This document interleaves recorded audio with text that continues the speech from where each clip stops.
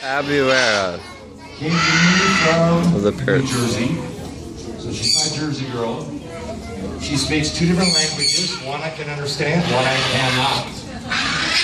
The reason I cannot understand it is because it's a language unknown to humans. Unless they have a single one of these birds that speaks this language. There's a little Sally Rand fan dance. She also makes the sound of a car alarm, and she makes the sound of a police siren. A lot of fun taking her to shows. I'm on the freeway somewhere and I hear the police siren. I'm immediately looking into my mirror, I look at my speedometer and go, well, why am I getting pulled over? It's this bird. So, and I'm going to do an impression for you of that language I could not understand.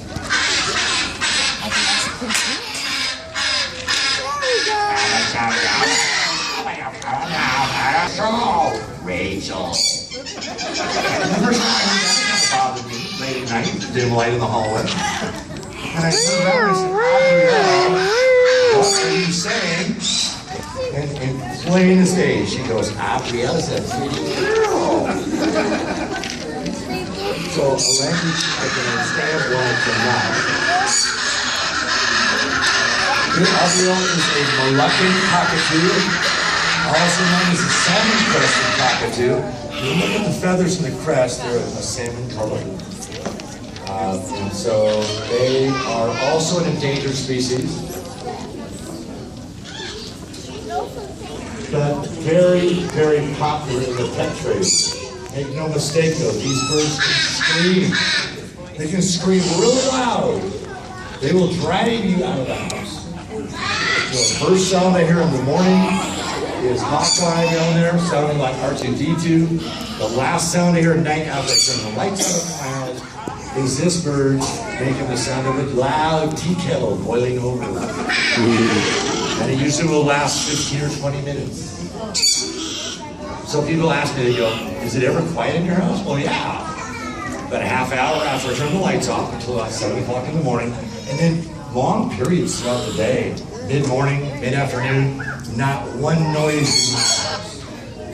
Now let me tell you how many shop vacs I have suffocated vacuuming my floor. And I mean the ones with the big hose, because if you have the smaller ones, nuts gagging, you know, they die. So a lot of vacuuming, a lot of cleaning, a lot of dusting. They have this dust that helps to shed water off them, a natural dust. People that have breathing problems are allergic to that. I didn't give a couple birds because their doctor said you can't be around the dust, these birds put off. We try to give them a bath at least, or a shower at least once every week. In the summertime, they have outdoor cages they go out into, and they come in every night. You spray the hose up in the air with a nozzle and spread the wind out. Oh, it feels so good. If it was a really hot day, they might get 4 or 5 showers throughout the whole day. It won't be long, Sam. As a matter of fact, we have 3 to go.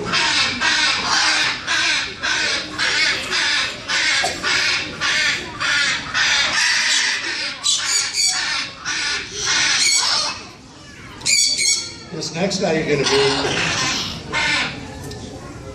is the rarest bird you're going to see today. There's only 140 of these in the wild. In November of 2013, this bird was declared so endangered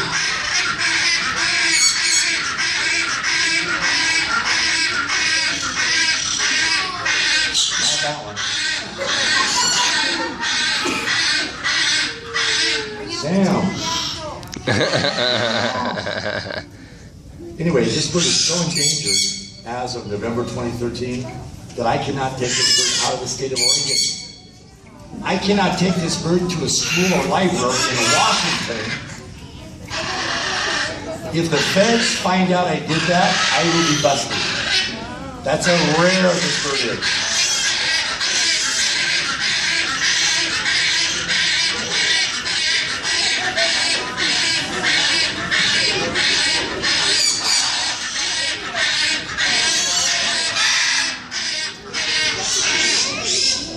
How can you tell the difference You will between that notice, one? and I'm glad you mentioned that, because I'm going to tell you the difference in this bird and the blue and gold down there. You look on the blue and gold, you see a green on the front of the head, and you'll see a black throat.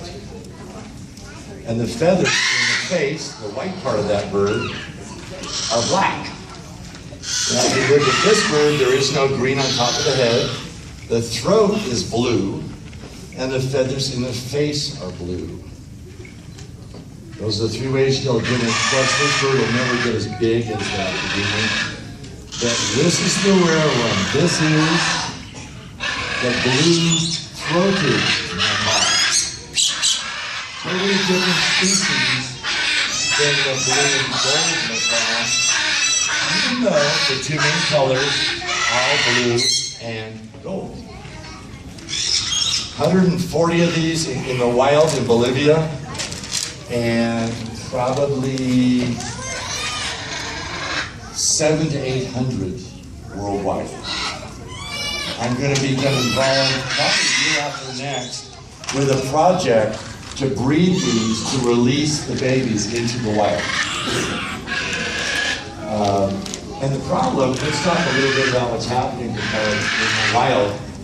60s, 70s, even the 80s, a lot of wild birds are being captured and exported out of their countries into the United States, into Europe, into the Middle East, as pets. And for those of you that saw the movie Rio, you saw it happening right in the cartoon. Wild birds, again, they don't make good pets. Well, in 1992, the United States said we're not going to allow any more wild birds in the United States. Well, that cut down a lot. It's still happening in countries like Germany, a few other areas in the world where they're allowing them into the country. But for the most part, outlawing that coming into the United States, that did a lot to help birds. But the biggest problem these birds face in the wild today is loss of habitat. Trees being cut down because people have always needed lumber. Cities, towns going up, and they need specific trees that are hollow. Most projects hemp's better than lumber. For building their nests, more renewable laying their eggs, and raising their families. Those places start disappearing. It's been illegal for 20, 30 years for a person in Bolivia to catch one and try and sneak it out of the country. Well, as we know, laws don't always stop things from happening. But the biggest problem today is the needs of man against the needs of other animals on our planet. Nature. Who usually wins? We all know the answer to that. That's why certain animals have already become extinct. That's why the only member of the parrot family native to the United States, the Carolina parakeet, went totally extinct in 1914. Same year we lost the last passenger pigeon in this country. So, what's that? Oh, okay. So now you stuff it in. So we got two left. Let's save the biggest two to last. By the way, he came to me from a breeder in Ohio. So since I had him since he was weaned, and again, I need to explain weaning with a bird. The parents regurgitate food for the babies. Once they get it to where they're eating solid food, that's the term used for birds as far as weaning. With mammals, it's when they go off milk to solid food. With birds, when they go off the mushy, chewed up stuff they bring up for the babies. So I had him since he was weaned. He was actually born on Valentine's Day in 2012. And, okay. Now, you notice I've got these gloves here. There's only a couple birds I use these gloves with. I have found that some of these birds that I get hate gloves. They had a bad experience with someone with a glove before I had them. This next bird you're going to meet is one of those birds. This bird came to me from North Carolina. Woman gave me this bird. Her husband passed away from cancer. He had this bird for about 30 years. She didn't tell me a thing about what this bird could say or do. She needed closure. She needed to get rid of the bird. She lost her husband. So she sent me this bird. His name is Zeus. He is the second largest species of parrot in the world. Come here, Zeus. Another one that has a lot of red in it. This is the green-winged macaw. Show me your wings, Zeus. Show me the backside. Come on.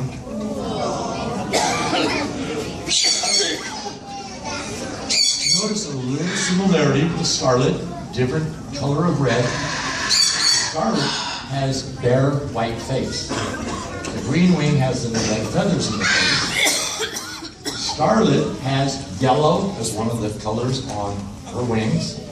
The green wing has no yellow. The green wing is larger than the scarlet. This bird is not yet endangered, whereas the scarlet is. Show the wings again. Show the back side. Come on, do it again. Open them up. Come on, put them up. One of my suspects that said, I gotta go to the bathroom. He gets really loud, and then when he's making all this noise, he'll go, knock it off, stop that.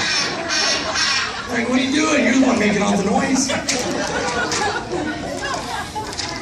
We also, when I go to this here something, you listen real carefully. Did you chew your neck off yet?